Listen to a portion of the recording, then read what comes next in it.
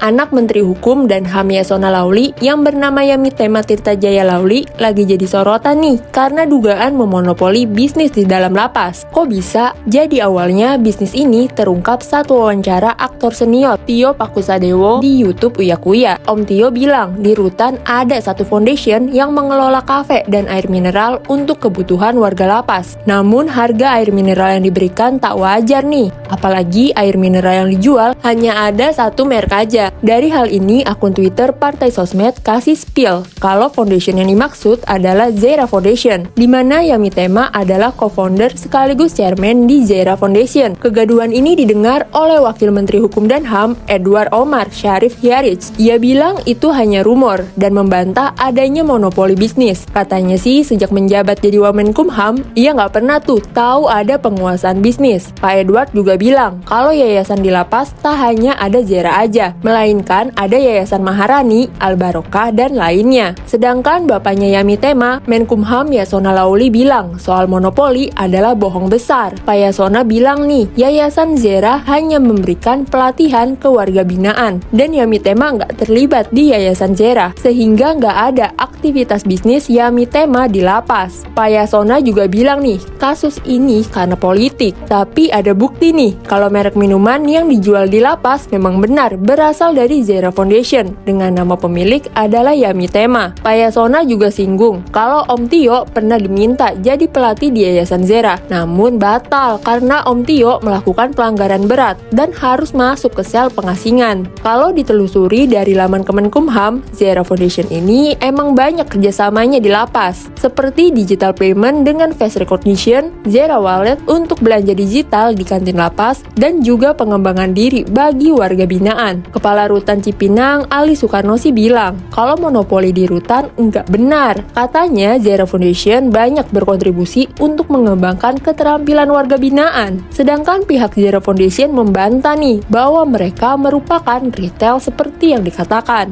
Wah, kalau udah gini, yang mana yang benar nih? Kalau menurut kamu gimana? Komen ya!